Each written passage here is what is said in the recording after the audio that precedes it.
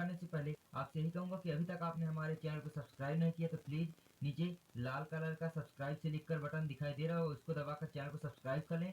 Notification bell बगल में दिखाई देगी छोटी सी, उसको जरूर दबा दें ताकि हमारी ऐसी वीडियोज आपको मिलती रहें।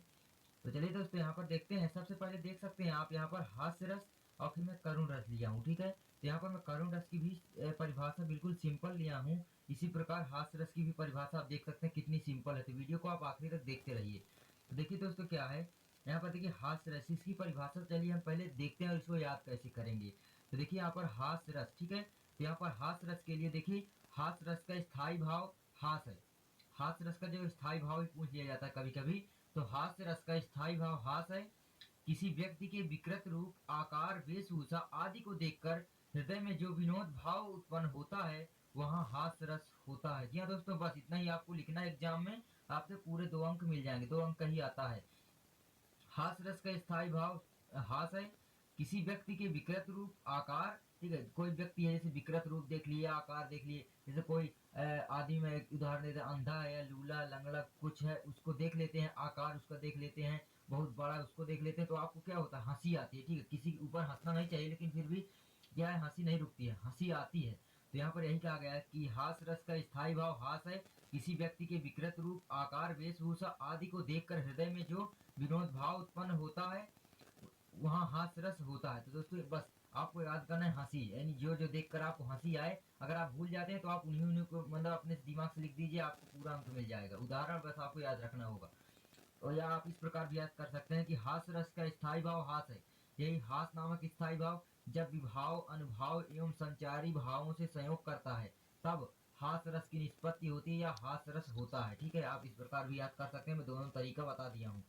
तो चलिए हम इसके उदाहरण को देखते हैं। इसका उदाहरण सिंपल सा है, नाना वाहन नाना वेशा विषसे शिव समाज निज देखा। नाना वाहन नाना वेशा विषसे शिव समाज निज देखा। अब देखिए यहाँ पर क्या है, जब शंकर जी थे तो जब शादी करने के लिए गए थे तो वहां पर नाना प्रकार के लोग गए थे। यही यहाँ पर बोला गया कि नाना वाहन नाना पेशा, नहीं नाना वाहन नाना प्रकार के वाहन थे, यानी वाहन जो थे बहुत अलग अलग प्रकार के थे।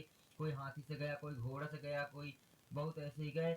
और इसी प्रकार जो व्यक्ति थे, कोई भूत, कोई नाच रहा था, कोई ढोल, मतलब बहुत अजीब तरीके से बारात गई थी। तो वहीं यहाँ पर कहा गया है कि नाना वाहन नाना वेशा विषसे शिव समाज निज देखा, यानी समाज सब हंसने लगे जब शिव को देखा, ठीक है।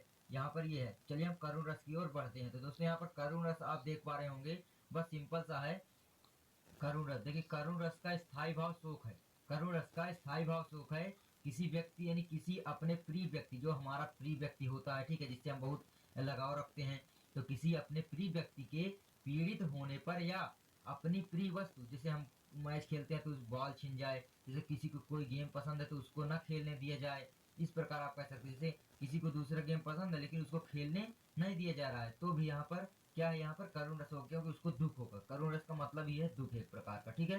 यानी उसकी जो है उसकी चेष्टाओं को छीनना एक प्रकार, जैसे आपका मोबाइल अगर छीन लिया जाए तो भी वहां पर करुण रस ही आपके अंदर उत्पन्न होगा, ठीक है। इसी प्रकार आप कह सकते हैं करुण रस का स्थायी भाव शोक है।